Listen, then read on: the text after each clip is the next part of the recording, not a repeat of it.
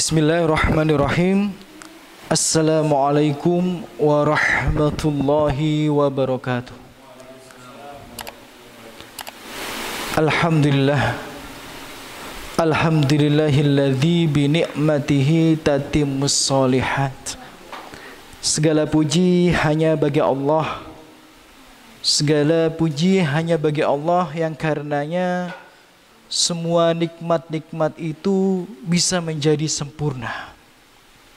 Dan sesungguhnya hanya karena Allah Subhanahu wa taala semua kebaikan-kebaikan itu dapat terlaksana. Kemudian wassalatu wassalamu ala asyrafil anbiya'i wal mursalin nabiyina Muhammad wa ala alihi wa ashabihi wa man tabi'ahum bi ihsan ila yaumiddin amma ba'd. Semoga sholawat serta salam senantiasa tercurahkan kepada sebaik-baiknya Nabi dan Rasul, manusia yang paling mulia, yakni Muhammad sallallahu alaihi wasallam. Dan juga semoga sholawat serta salam senantiasa tercurahkan kepada keluarga beliau, para kerabat beliau, ya. Kemudian para sahabat beliau dan umat beliau senantiasa berpegang teguh ya dengan kebenaran, berpegang teguh dengan wasiat yang beliau tinggalkan, yakni Al-Quran dan As-Sunnah. Tayyib, ikhwati fillah, hafidhakumullah. Saudara-saudariku semua yang semoga selalu dijaga dan dirahmati oleh Allah Subhanahu wa ta'ala. Tidak terasa ya, waktu itu sangat cepat sekali berlalu ya. Padahal kajian Ahad pekanan itu liburnya 1 bulan ya maksudnya, lebih ya, tapi tidak terasa ya, Masya Allah ya. Dan kita alhamdulillah dengan karunia dan nikmat Allah Subhanahu wa ta'ala bisa memulai kembali ya kajian pekanan kita yang setiap Ahad ini, yang semoga ya kita bisa belajar bersama, menambah khazanah keilmuan kita yang bisa menjadi sebab ya kita ini lebih bertakwa dan dimudahkan oleh Allah Subhanahu wa taala untuk masuk surga Allah Subhanahu wa taala. Amin ya rabbal alamin. Ya, karena memang tujuan yang utama kita menuntut ilmu agama itu adalah mengangkat kejahilan. Ya, supaya kita ini bisa membedakan mana yang benar, mana yang salah, mana yang hak, mana yang batil. Ya, supaya kita ini bisa mendapatkan furqan, pembeda mana antara yang benar dan yang salah, sehingga kita tidak terjerumus daripada kesalahan. Tayyib, ikhwati fillah, hafidhakumullah. Saudara-saudariku semua yang semoga selalu dijaga oleh Allah Subhanahu wa taala. Kita masih melanjutkan ya pembahasan kitab yang kita kaji rutin setiap 1 bulan sekali ya pada Ahad pekan pertama, yakni kitab ya jazakallahu khairan. Ya, kitab Al-Qaul Al-Mufid ya ala kitabit tauhid ya, jadi kitab ini itu adalah syarah kitabut tauhid yang ditulis oleh Syekh Muhammad bin Shalih Al-Utsaimin ya. Kita sekarang alhamdulillah sudah memasuki bab yang baru ya. Insyaallah pada pertemuan kali ini ya, semoga kita bisa menyelesaikan 1 bab ya, dan bisa mengambil pelajaran untuk menambah khazanah keilmuan kita semua. Bab yang akan kita kaji pada sore hari ini ya. Bab yang akan kita kaji pada sore hari ini adalah bab majaa fi dzabhi li ghairillah. Ya. Jadi artinya adalah bab yang berkaitan dengan adzabh. Ya, adzabh itu artinya apa? Apa? Menyembelih. Ya, jadi bab yang berkaitan atau terkait dengan menyembelih li ghairillah, untuk selain Allah. Ya, jadi bab baru kita yang akan kita kaji pada sore hari ini adalah bab yang berkaitan tentang menyembelih untuk selain Allah Subhanahu wa taala. Qauluhu fi dzabh ai dzabh ya al-bahaim. Maksud menyembelih di sini itu adalah menyembelih hewan-hewan sesembelihan ya, bahaim. Yang dimaksud bahaim itu adalah kambing ya, unta, apalagi ya, yang bahaim kalau dari segi bahasa itu yang berjalan di muka bumi gitu ya. dan yang disembelih itu bahaim. Ya, dalam bahasa Arab tuh hewan tuh secara bahasa maknanya banyak gitu. Ya, nggak seperti kita bahasa Indonesia itu. Ya. Semuanya dipukul rata cuma satu hewan gitu ya. Ya. Sama ya, singa dalam bahasa Arab tuh namanya macam-macam banyaknya ya. Kalau yang seperti ini tuh namanya ini, yang seperti ini namanya ini. Kalau tidak, kalau kita ini tidak gitu. Dipukul rata aja semua. Yang penting singa gitu ya. Ya, jadi bahasa Arab itu punya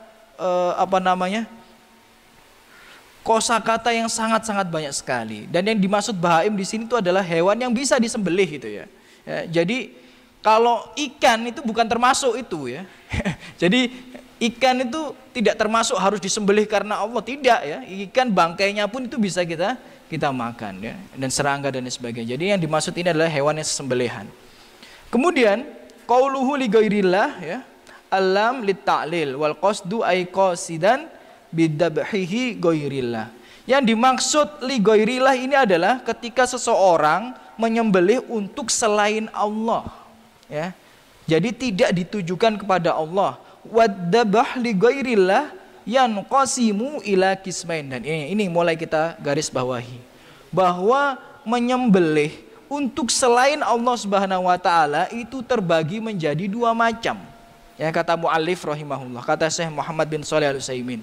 Jadi seseorang menyembelih hewan sesembelihan ya untuk selain Allah, ya, ini bukan untuk Allah ya, untuk selain Allah itu terbagi menjadi dua macam. Yang pertama ayyudbah li ghairillah taqarruban wa ta'dziman. Ya.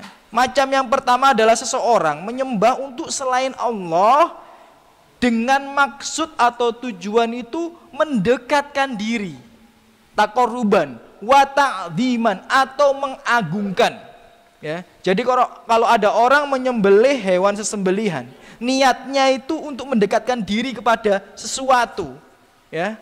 Niatnya itu untuk mengagungkan sesuatu tersebut, fahada syirik akbar. Maka yang sedemikian itu adalah syirik akbar, syirik besar ya. Mukhrijun anil millah, mengeluarkan dia daripada agama ya. Jadi ini syirik besar. Kalau ada orang menyembelih kepada selain Allah Subhanahu wa taala, untuk selain Allah Subhanahu wa taala dengan maksud tujuan itu ya mendekatkan dirinya atau takziman, mengagungkan sesuatu tersebut. Nah, ya, kita baca dulu saja ya. Nanti insya Allah kita berikan permisalan ya, biar kita paham maksud daripada penulis ini tadi. Karena memang setelah ini akan disampaikan misal oleh penulis. Yang kedua, ayudbah li ghairillah farhan wa ikroman. Jadi seseorang menyembelih untuk orang lain memang, tapi tujuannya itu bukan untuk takdim, bukan untuk pengagungan, bukan untuk mendekatkan diri, bukan untuk ibadah, bukan. Tapi tujuannya adalah farhan wa ikroman, untuk bersyukur, tasyakuran istilah kita ya, karena kebahagiaan, atau ikroman, penghormatan gitu. Fahadha la yukhrij minal millah. Jadi kalau yang sedemikian itu tidak akan mengeluarkan dia daripada agama. Bal huwa minal umuril adiyah. Dan yang sedemikian itu termasuk daripada perkara-perkara yang biasa. Nah, jadi coba kita berikan contoh ya, biar paham ya. Penulis memberikan analogi, permisalan. Falau qaddama sultan ila balad.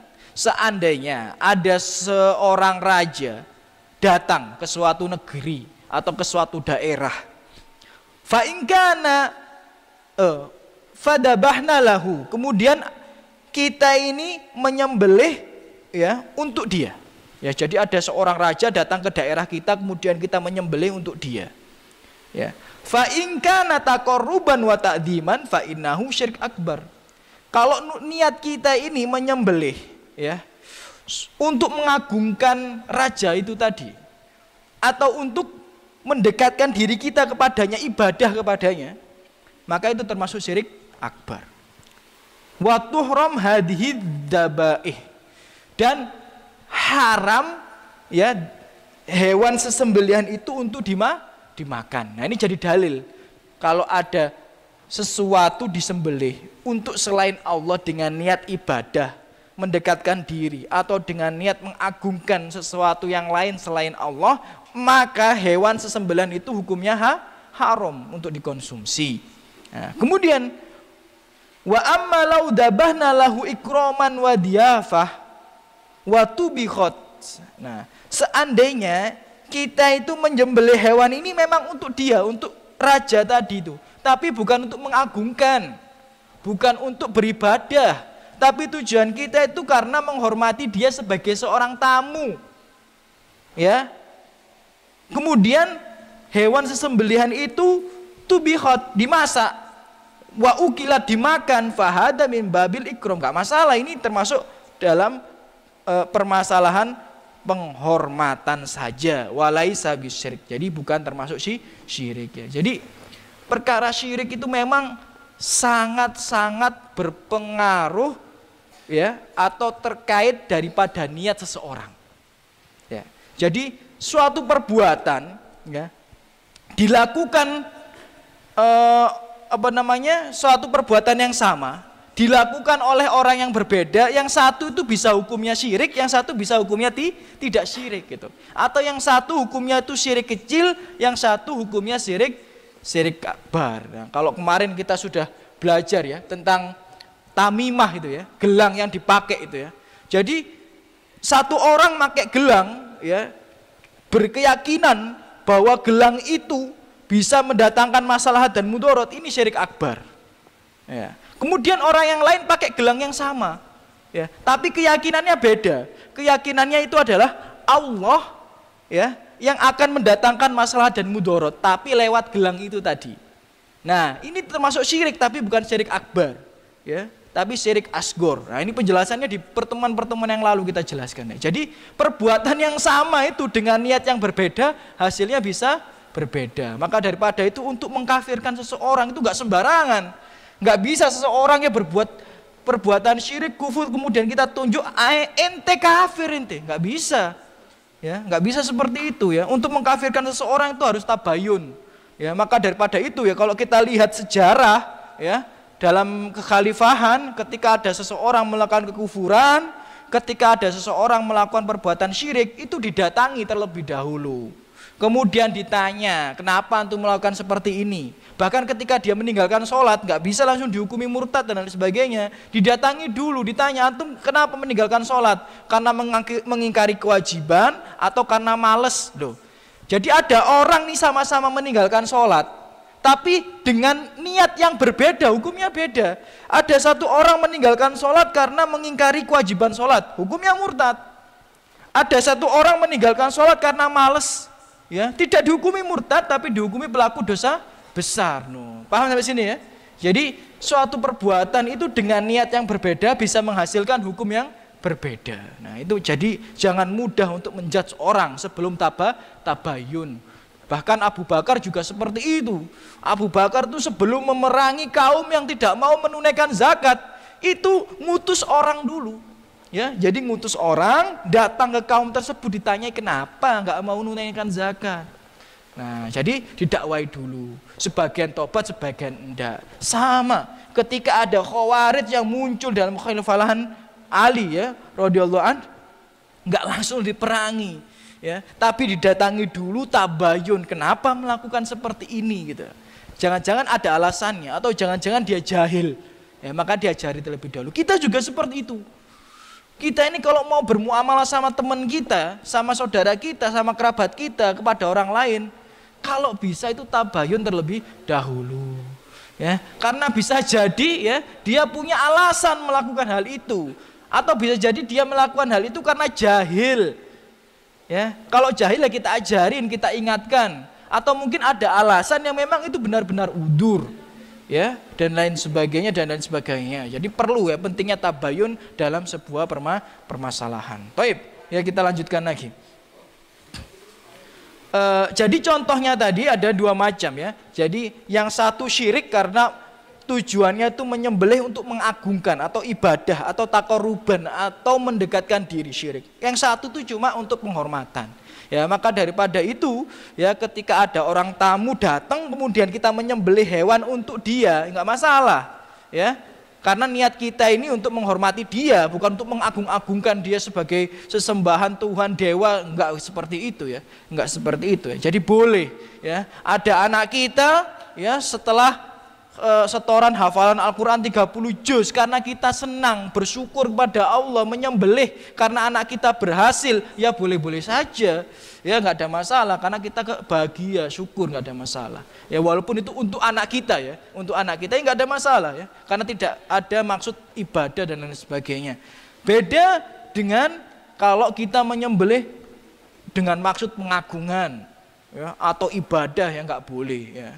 Contoh ibadah ya, saudara-saudara kita di luar sana itu ada ya, kalau di agama yang lain mereka itu memang ibadahnya itu menyembelih untuk dewa-dewanya. Nah ini nggak boleh, itu syirik ya, itu syirik ya, ya menyembelih untuk dewa-dewanya atau untuk batu-batu mereka atau dan lain sebagainya, tumpukan-tumpukan bata mereka, ya nggak boleh ya, itu haram. Atau lagi takziman, pengagungan, nggak boleh. Orang nyembelih untuk mengagungkan Nyi Roro Kidul, ya nggak boleh. Ya, orang menyembelih untuk mengagungkan Dewi Sri, ya, bukan Dewi Sri yang restoran yang Jabon itu, bukan ya. Yang dimaksud Dewi Sri itu, ya itulah dewinya beras ya. Ya, kalau di daerah-daerah yang pedesaan itu masih ada ya, masih ada ya. Jadi kalau mau panen, entah sebelum panen atau mau panen itu untuk Dewi Sri, nggak tahu Dewi Sri tinggal di mana ya, seperti apa orangnya, ya nggak boleh ya, takdiman ya, untuk sesuatu bahkan yang tidak mereka lihat, ya nggak boleh ya. Jadi tergantung niatnya ya, sekali lagi tergantung niatnya. Makna li goirillah, kata penulis adalah yasmal al anbiya wal malaikah wal auliya wa goirihim. Jadi menyembelih untuk selain daripada Allah itu yasmal semuanya ya, termasuk semuanya, baik itu untuk nabi, baik itu untuk malaikat, baik itu untuk wali, tetap nggak boleh. Selama itu selain Allah, maka tidak boleh kita beribadah dengan cara menyembelih atau mengagungkan dan lain sebagainya. Nah, jadi itu ya muqaddimah dari tulisan beliau tentang bab ini. Kemudian Syekh Muhammad bin Abdul Wahhab ya, rahimahullah mengutip sebuah ayat yang menjadi dalil daripada bab ini ya. Ayatnya ada di surat Al-An'am ayat 162 dan 163 ya. Al-An'am 162 dan 163 yang berbunyi qul inna sholati wa nusuki wa mahyaya wa mamati lillahi rabbil alamin la syarikalah ya. Jadi ini salah satu ayat yang menjadi dalil bahwa kalau menyembelih dabah itu hanya untuk Allah. Coba kita artikan ayatnya, kul katakanlah wahai Muhammad, inna sholati, sesungguhnya sholatku. Nah, sholat ya itu dalam segi bahasa artinya itu sebenarnya doa. Jadi kalau ada sholat itu sebenarnya secara bahasa artinya doa, tapi secara istilah ya artinya adalah sholat yang kita kerjakan ini ya, baik sholat sunnah maupun sholat wajib itu secara maknawi atau secara istilahan. Tapi kalau secara bahasa artinya doa. Nusuk ya, nusuk itu secara bahasa artinya adalah ibadah. Semua ibadah itu artinya nusuk. Tapi secara istilahan artinya adalah dabah di hari kurban ya, insya Allah nanti dalam waktu dekat kan kita akan menemui hari raya kurban insya Allah. Nah itu nusuk ya, menyembelih di hari kurban itu nusuk ya. Jadi maka daripada itu jangan heran nanti ya kalau kita baca Al-Quran terjemah kadang maknanya beda-beda ya. Kadang sesungguhnya sholatku dan ibadahku ya. Terus kadang-kadang kita temukan sesungguhnya sholatku dan sesembelihanku ya, atau dan lain sebagainya ya. Nggak masalah ya, memang tuh dari segi bahasa memang artinya ibadah, tapi dari segi istilah artinya adalah sesembelihan, dabah itu tadi ya. Jadi sesungguhnya sholatku, ibadahku atau sesembelihanku, wa mahyaya, hidupku, wa mamati, dan matiku lillah, untuk Allah, milik Allah, Rabbil alamin ya, Rabb semesta alam. Di ayat ini ya penulis mengatakan ada dalil tentang tauhid ya, bahkan ada dalil tentang dua tauhid sekaligus ya. Yang pertama adalah tauhid uluhiyah. Inna sholati, sholatku, wa nusuki, ibadahku atau sesembelihanku. Itu ibadah, perkara-perkara ibadah. Ya. Lillahi rabbil alamin. Ya. Jadi akhirnya kan lillahi rabbil alamin. Maksudnya apa? Jadi ibadahku itu hanya untuk Allah, itu tauhid uluhiyah. Ya. Wa mahyaya wa mati, hidupku, rezekiku, matiku itu milik Allah. Ini tauhid apa? Tauhid apa? Rububiyah. Ya, jadi dalam satu ayat itu sudah ada dua dalil tauhid. Tauhid uluhiyah dan tauhid rububiyah. Bahwa sholat kita, ibadah kita semua milik Allah, semua diperuntukkan untuk Allah, bukan untuk selain Allah. Itu tauhid uluhiyah. Hidup kita, mati kita, rezeki kita, semuanya adalah milik Allah. Itu tauhid rububiyah. La syarikalah. Ya, tidak ada sekutu bagi Allah Subhanahu wa ta'ala. Wa bidzalika umirtu, dan untuk hal yang seperti inilah aku ini diperintah, untuk hal seperti inilah aku ini diutus. Ya, jadi memang sebagaimana kita tahu di awal-awal pembahasan kita yang sudah dijelaskan bahwa memang tugas utama seorang rasul ya diutus oleh Allah Subhanahu wa ta'ala ini untuk apa? Memurnikan tauhid. Ya, jadi tugas utama seorang rasul itu diutus oleh Allah Subhanahu wa taala itu untuk memurnikan tauhid, itu tugas utamanya gitu ya. Jadi kenapa kok dipilih ya Isa alaihi salam? Kenapa kok dipilih Musa alaihi salam? Kenapa kok dipilih Muhammad sallallahu alaihi wasallam?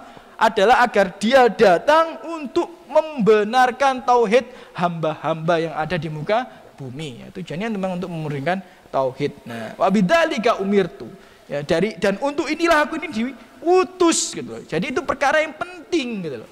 Mentauhidkan Allah dalam sisi uluhiyah, mentauhidkan Allah dalam sisi rububiyah gitu ya. La syarikalah, tidak ada sekutu baginya. Itulah alasan aku untuk diperintah Allah Subhanahu wa taala. Wa ana awwalul muslimin ya. Dan aku adalah orang yang pertama masuk Islam atau berislam. Nah, kalau antum lihat tafsirnya, dimaksud ini adalah yang dimaksud oleh Allah Subhanahu wa taala di sini adalah, atau dimaksud Rasulullah sallallahu alaihi wasallam adalah, ana ini adalah orang yang pertama memeluk Islam di zamanku, gitu maksudnya. Ya, jadi di zamannya Rasulullah sallallahu alaihi wasallam. Karena Islam ini tentu saja dimulai dari Nabi Adam alaihissalam. Namun ketika di zaman Rasulullah SAW, orang yang pertama memeluk Islam adalah Rasulullah yang memurnikan agamanya kembali kepada Allah Subhanahu wa taala. Kemudian dalil yang lainnya bahwa adzab, sesembelihan itu hanya untuk Allah adalah di surat Al-Kautsar yang kita semuanya sudah hafal. Inna a'toinakal kautsar. Sesungguhnya kami itu telah memberikan kepada kalian apa? Kal Kautsar. Ya, jadi Allah itu memberikan kita ini telaga Kautsar. Fasoli, maka daripada itu karena Allah ini sudah janjikan antum nikmat yang besar, fasolli li rabbik, maka kamu tuh sholatlah hanya untuk Rabb kamu.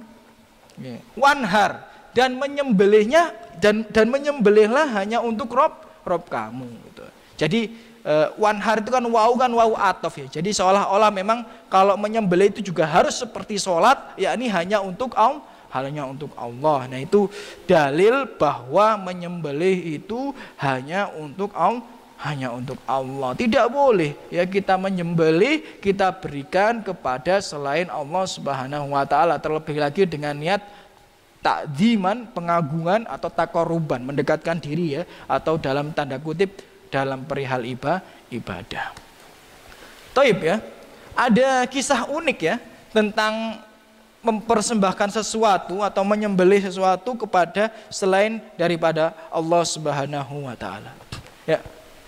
Dulu ya, ini kisahnya di Al-Bidayah wan Nihayah ya. Kita semua udah tahu ya, pernah dengar kitabnya ya, Al-Bidayah wan Nihayah. Siapa pengarangnya?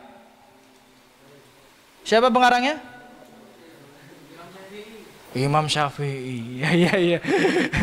Bidayah wan Nihayah itu pengarangnya Ibnu Katsir ya. Ibnu Katsir ya. Ibnu Katsir di dalam kitab Al-Bidayah wan Nihayah pernah meriwayatkan sebuah kisah ya. Dalam kitab Bidayah wan Nihayah, Ibnu Katsir meriwayatkan sebuah kisah.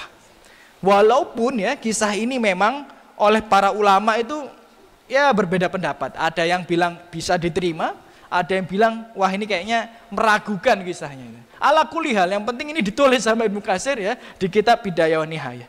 Kisahnya ini tentang memberikan pengorbanan untuk setan. Ya, memberikan pengorbanan untuk setan ya. Jadi Amr bin As itu adalah seorang sahabat yang ditugaskan oleh Umar bin Khattab radhiyallahu anhu ya untuk menjadi gubernur di mana? Di mana? Di Mesir. Ya, jadi Amr bin As itu ya setelah Mesir ini sudah berada di dalam kekuasaan kaum muslimin, diutus oleh Umar bin Khattab untuk jadi gubernur, untuk jadi kepala daerah di sana, di Mesir. Nah, di Mesir itu memang terkadang setiap tahun itu ada waktu di mana sungai itu mengering. Ya, dan pada waktu itu ya sumber air mereka itu hanya Sungai Nil. Ya. Jangan pikir kayak kita ya dipacul 5 meter terus metu banyune gitu. Ya enggak. Antum macul 5 meter nang padang pasir sampai 100 meter ya. Enggak akan dapat apa-apa ya. Dapatnya mungkin tulang unta dan lain sebagainya. Enggak dapat apa-apa ya. Ya kalau di Mesir susah antum macul enggak dapat apa-apa antum. Ya. Kalau di tempat kita ya antum pacul 3 meter 4 meter sudah ada airnya ya. Di Mesir itu sumber airnya cuma Sungai Nil ya, atau mungkin sumur-sumur yang kedalamannya sangat dalam sekali, atau memang sudah sumur bersejarah dan lain sebagainya. Toib. Memang kadang itu setiap tahun memang airnya itu mengering.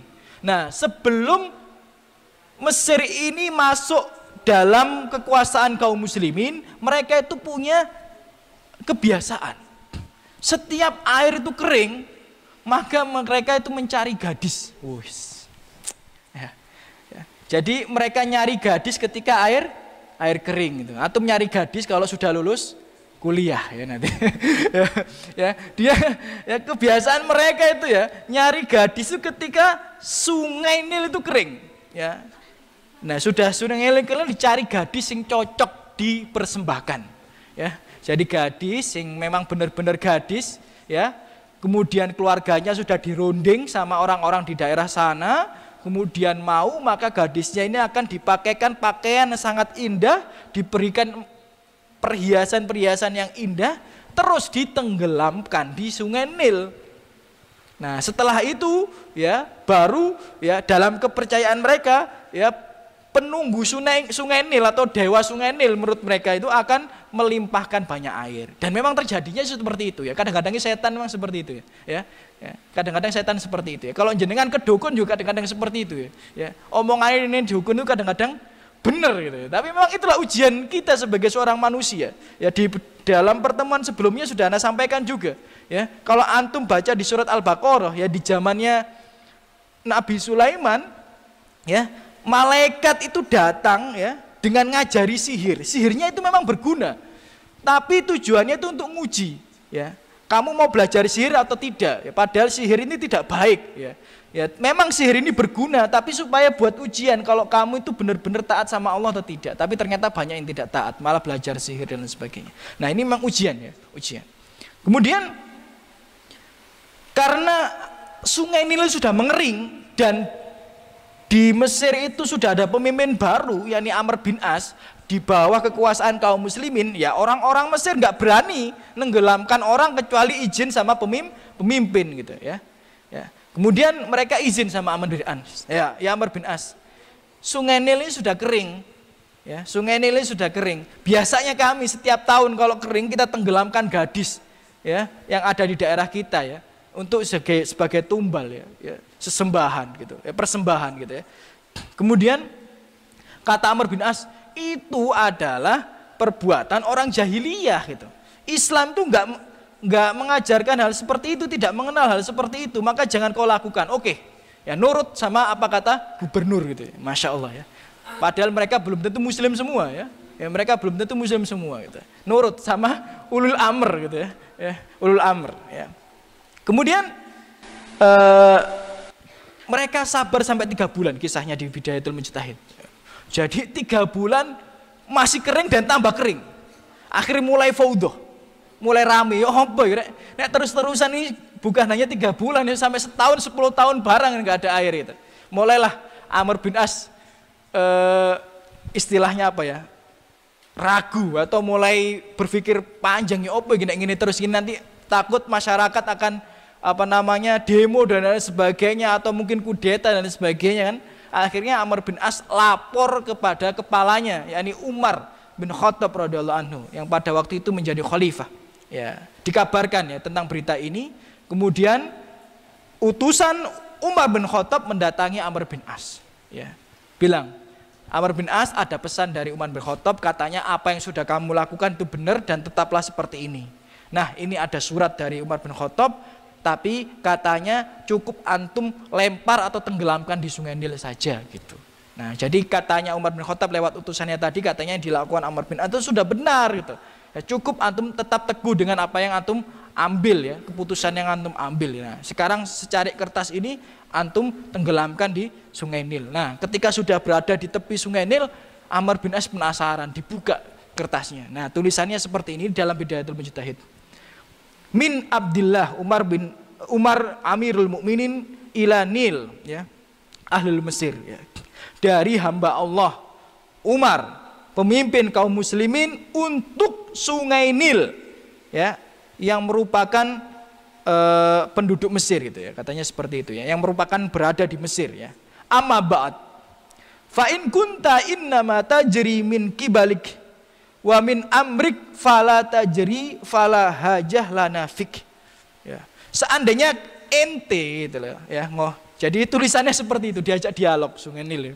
Seandainya ente antum itu mengalir, ya, karena kekuasaan antum, ya, karena keinginan antum, maka nggak usah kamu mengalir, karena kami nggak butuh dengan antum, gitu, ya, nggak butuh dengan ente.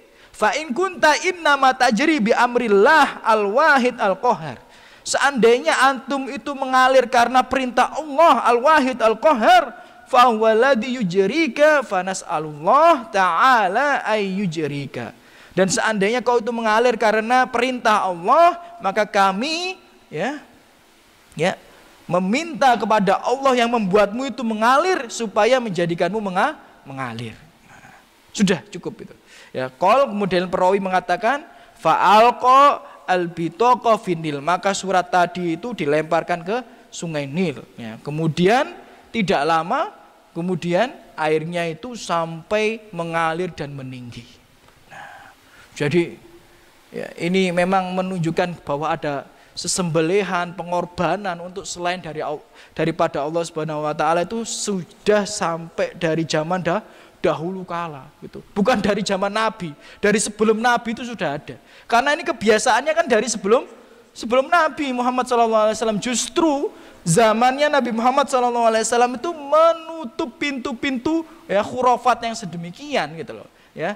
Bid'ah khurafat tahayul itu ditutup, ya, nggak ada yang sedemikian gitu. Nah, seandainya mungkin, ya, kalau Mesir itu nggak ditaklukkan kaum muslimin, ya, sudah berapa ribu gadis yang ditenggelamkan setiap tahun. Bahkan dalam riwayat lainnya bukan satu gadis, ya, lebih dari satu.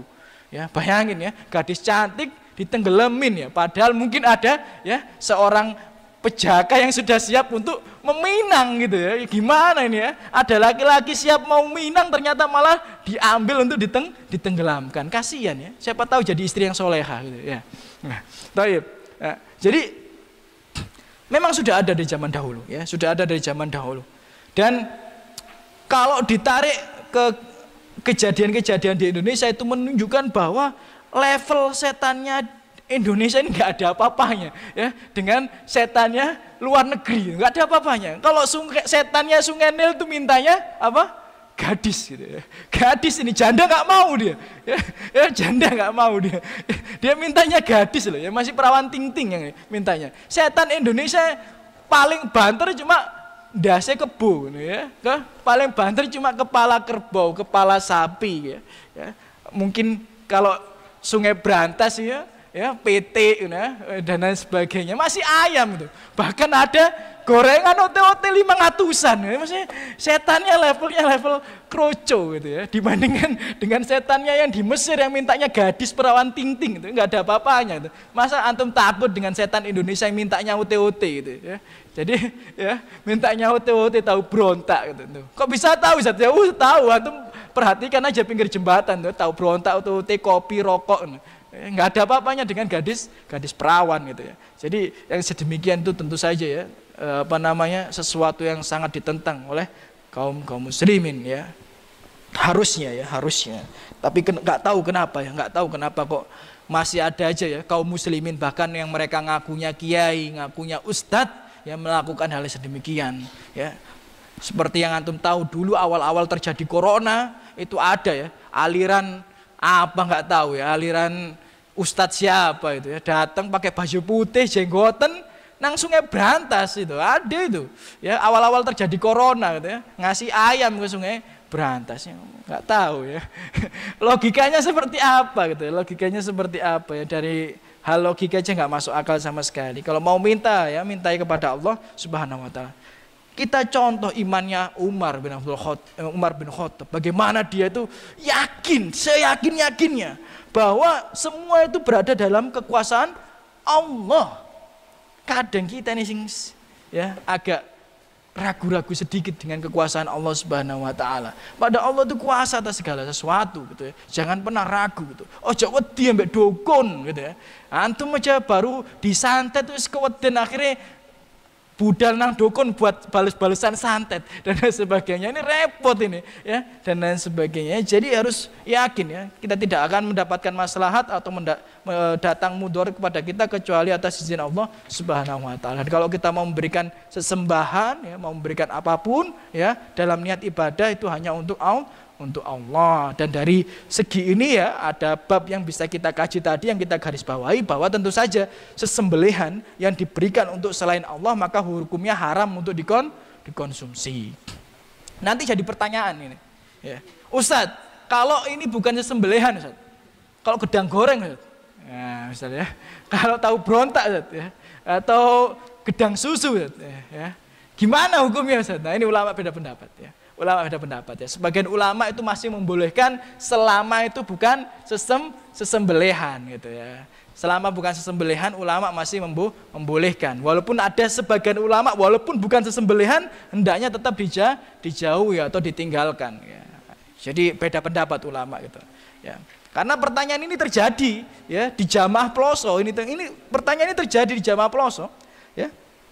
Saya waktu ngisi kajian di Ploso itu ada salah satu jamaah yang rumahnya itu samping sungai ya. Jadi jamaah anak yang di Ploso itu salah satu di antara mereka rumahnya samping sungai dan sering kedapetan ayam kabur gitu loh. Ya, jadi ternyata orang di sana itu punya kebiasaan yang lempar ayam ke sungai Ploso ya. Jadi kebiasaan sebagian di antara mereka itu orang-orang di sana itu masih punya kebiasaan ngelempar ayam ke Ploso untuk sesembahan ya dan lain sebagainya, persembahan gitu ya. Ternyata pitik gak kedelep bun. Ternyata ayamnya itu gak mati, kadang-kadang itu masih mampir nang rumah jamaah ini sering katanya Ustaz, gak sekali dua kali Ustaz, sering Ustaz. Nah terus ya anak kurungi Ustaz. Ya dibilang gitu ya anak kurungi nih Ustaz. Nah ini hukumnya gimana? Nah kalau ngikuti pendapat yang membolehkan, ada yang membolehkan selama belum disembelih kan, ayamnya belum disembelih ya. Thayyib ya, walaupun memang masih ada khilaf atau perbedaan pendapat daripada itu. Kemudian dalil yang lainnya yang disebutkan oleh Syekh Muhammad bin Abdul Wahhab terkait hukum haramnya menyembelih kepada selain Allah Subhanahu wa taala adalah dari Ali radhiyallahu anhu. Qol hadatsani Rasulullah sallallahu alaihi wasallam bi arba'i kalimat. Ali berkata bahwa Rasulullah itu pernah berwasiat kepadaku 4 kalimat. Ya, ada 4 kalimat ya atau 4 wasiat yang diwasiatkan Rasulullah kepada Ali radhiyallahu anhu. Hadis ini ya diriwayatkan oleh Muslim ya. Hadisnya diriwayatkan oleh Imam Muslim. Apa wasiat Rasulullah kepada Ali? Yang pertama, la'anallah man dabaha li ghairillah. Allah melaknat siapa saja yang menyembelih untuk selain Allah Subhanahu wa taala. Ya. Jadi yang pertama itu Allah melaknat siapa saja yang menyembelih untuk selain Allah Subhanahu wa taala. Kemudian yang kedua, La'anallah man la'ana walidayhi. Allah melaknat seseorang yang melaknat orang tuanya. Ya, nanti akan kita jelaskan. Maksudnya melaknat orang tua itu seperti apa. Ya. Kemudian yang ketiga, la'anallah man awa muhditsan. Ya, Allah melaknat orang-orang membawa perkara-perkara baru. Ya, nanti kita syarah ya. Kita baca dulu hadisnya. La'anallah man ghayyara manarul ard. Itu yang keempat ya. Ini yang keempat, yang terakhir, la'anallah, Allah melaknat man ghayyara manarul ard. Siapa saja yang ghayyara itu mengubah. Manarul ard itu apa ya istilahnya? Patok, bahasa Indonesianya apa ya? Ya, tanda ya, tanda tanah itu loh ya. Jadi siapa yang diubah gitu ya, biasanya pura-pura bengi-bengi dolen-dolen nang itu terus digeser gitu ya. Biar tambah luas ya tanahnya, itu dilaknat oleh Allah Subhanahu wa taala. Ada 4 ya permasalahan. Nanti insya Allah kita bahas satu persatu. Jadi yang pertama adalah tentu saja sudah jelas yang sudah kita sampaikan di awal kajian kita tadi, Allah itu melaknat ya siapa saja yang menyembelih untuk selain Allah Subhanahu wa taala, terlaknat ya. Dalam artian laknat itu adalah at-tardu wal ibad an rahmatillah. Artinya adalah Allah itu menjauhkan, memalingkan dia daripada rahmatnya. Itu adalah laknat, arti daripada laknat.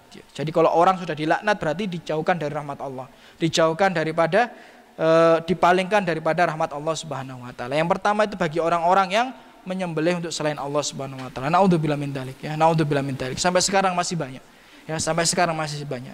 Ya, di daerah saya ya sebelum ya alhamdulillah saya sudah pindah di Mojokerto. Ya, sebelum saya di Mojokerto waktu masih di Jombang itu ada sebagian tempat-tempat desa. Nah, itu sampai sekarang itu masih ya memberikan persembahan untuk punden mereka. Ya, jadi ada namanya sedekah bumi ya, atau ruat deso dan lain sebagainya. Ya, itu masih ada ya di daerah Jombang. Ya, yang tempat dekat saya tinggal itu ya. Jadi ada pundennya, ada tempat rumah Pak Polo atau Pak apa nggak tahu ya. Jadi pertama ngumpul dulu, doa-doa dulu ya, tapi sebagian makanannya dibawa ke punden ya, tapi sebagian yang lainnya dibagikan ke masyarakat. Nah, ini masih ada yang sedemikian ya. Jadi PR kita itu masih sangat banyak ya.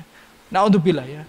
Apalagi ya, mungkin ada saudara kita yang petani ya, tadi untuk Dewi Sri ya, Dewi Sru nggak tahu, terserah ya urusan mereka. Yang penting yang sedemikian itu adalah sesuatu yang diharamkan dan sangat jauh daripada hidayah Allah Subhanahu wa taala. Nggak boleh kita memberikan persembahan untuk sesuatu apapun, nggak boleh. Apalagi itu tidak terlihat, apalagi tahayul dan lain sebagainya.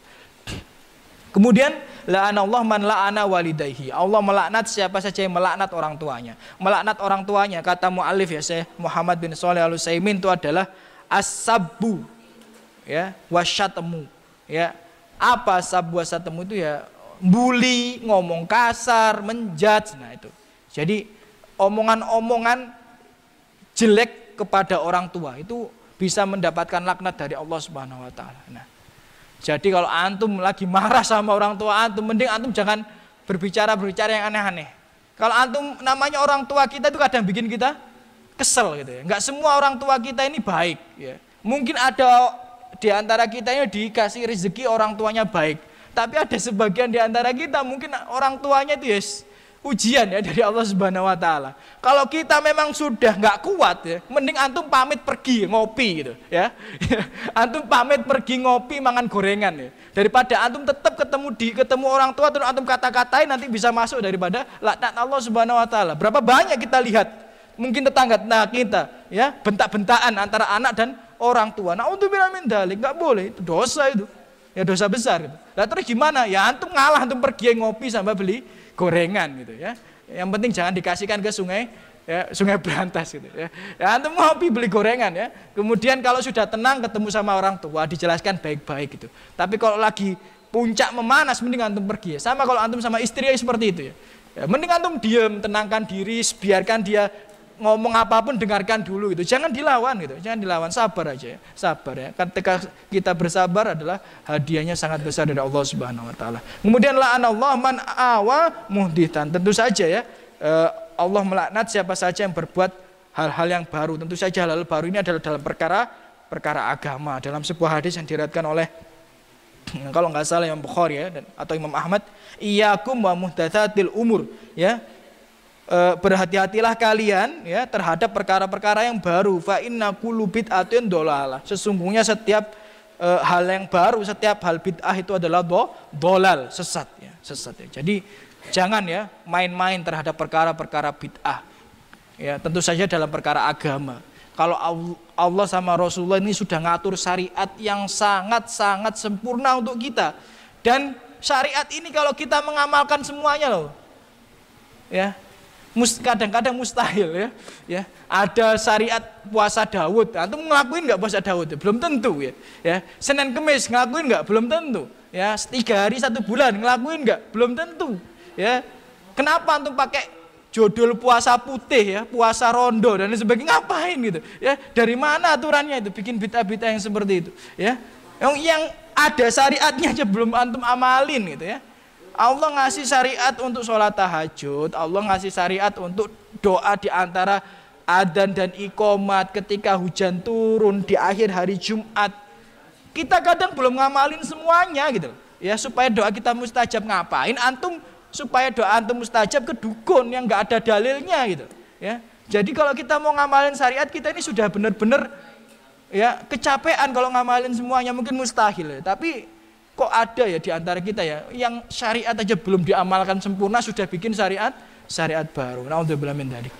Kemudian yang terakhir, la'anallah man ghayyara manarul ard. Dan Allah melaknat siapa saja yang mengubah patokan atau tanda batas tanahnya. Itu dosa besar ya.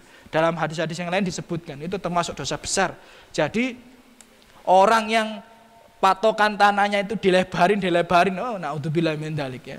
Atau enggak dilebarin ya, tapi ada nih ya.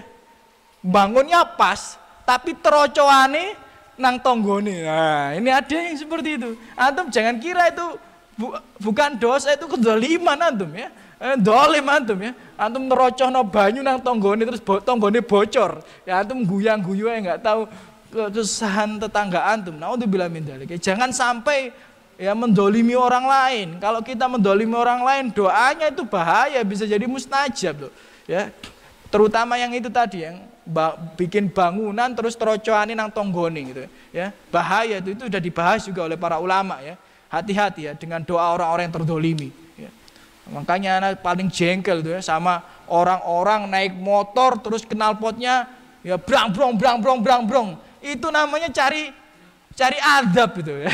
Itu cari adab, cari musibah. Ya berapa banyak ibu-ibu bapak-bapak itu ndonga jelek untuk orang-orang yang seperti itu, ngapain antum ya? Antum malah mencari musibah untuk diri antum sendiri. Thayyib ya, sebelum kita tutup, kita akan tutup dengan satu hadis ya.